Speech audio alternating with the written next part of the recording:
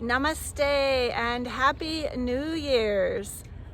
This is Laura Joan Cornell and I'm here in beautiful sunny Sedona, Arizona on the 2nd of January 2025.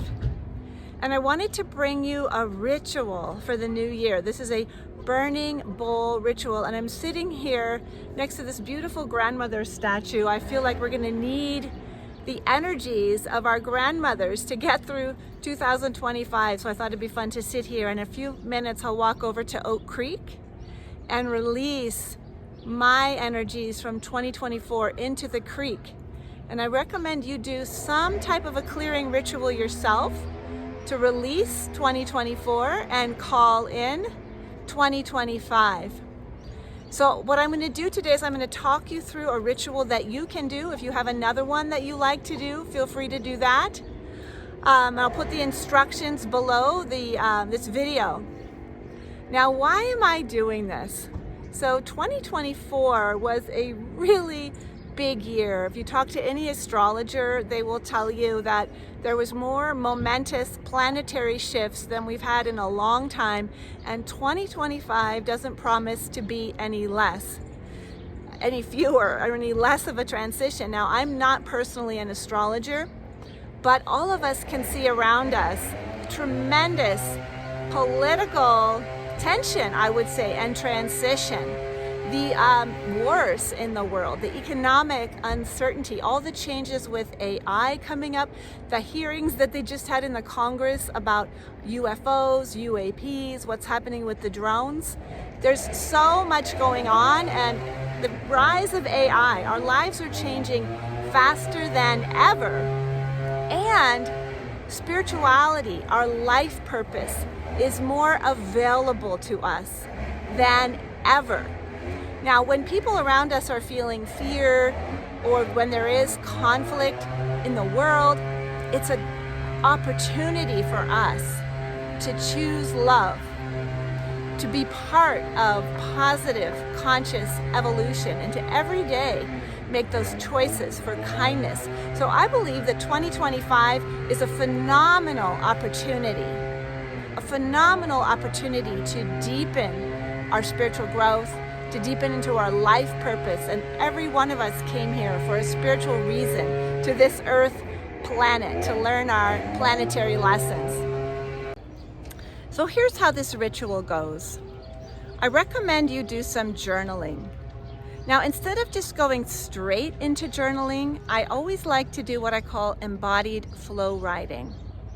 Now, this gets us out of our head and into the heart. How do you do it? I recommend you start with even just 5 minutes of movement. This could be yoga.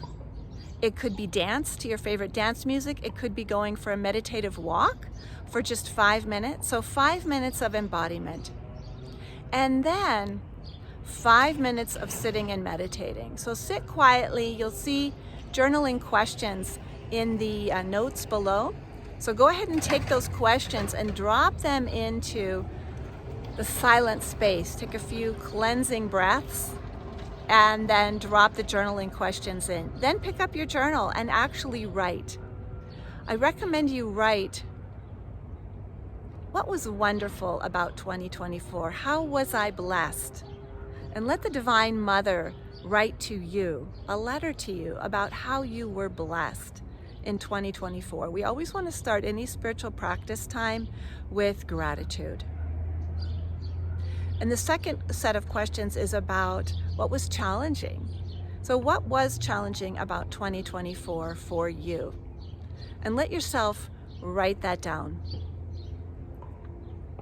And you might even let the Divine Mother write to you about these challenges because she will help you to put them in context. And then third, ask the Divine Mother, what would you have me open to in 2025? Drop that into the silent space of meditation and then pick up your pen and begin to write. And write this out. Then what I recommend you do is either share with somebody else or reflect on what you've written and note, okay, what do I most want to release from 2024? 2024. And you might have 3 things, write them on 3 separate pieces of paper. You might have 5 things. Go ahead and put those on your paper, okay? Then take a nice ceramic bowl.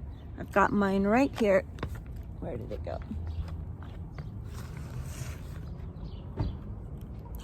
Sitting in here. This was my ceramic bowl. This used to be my mother's, and it can handle a lot of heat.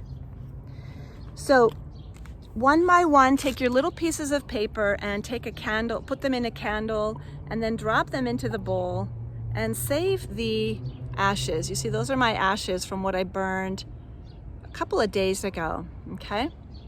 So I did this right at the new moon, and that's a nice time to do it. We had a new moon this week on Monday, the 30th of December.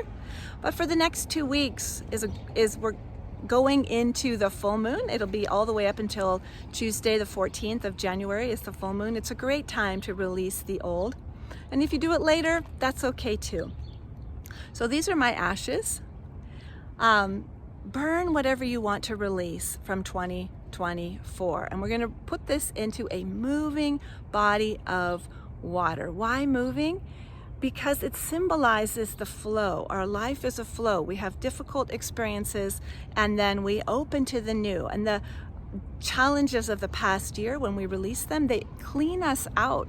Fire represents transformation. Fire represents new birth. Actually, it makes space, and some seeds will not even sprout until they have been burned in a fire. So what in you cannot sprout until it has gone through the fire of transformation? Okay, so you burn the old, and then we're going to put it into the water, which represents that cleanse, right? The rivers are the cleansing energy. In India, you have the Mother Ganges, the cleansing energy of that. So we're going to go now to Oak Creek. All right, so now I'm at the creek. I've walked down from where I was sitting. That's called Tlakepaki. It's actually an area with beautiful shops and stores and cafes and a hotel. And I'm now right by the creek, and you can hear the water rushing by me. I'm about to put my ashes into the water. There's my ashes. And over here I have a grandmother tree. This nice tall tree. And believe me, this year we're gonna need our grandmothers. I highly recommend you go find a grandmother tree near you. Maybe you still have a living grandmother tree. One of mine passed in 2002 and the other one 30 years before that. So I lean on the trees as my grandmothers. Okay, so here we go. I'm gonna take the ashes, I'm gonna put them into a part of the water that is flowing. I'm gonna drop my camera here. Here we go.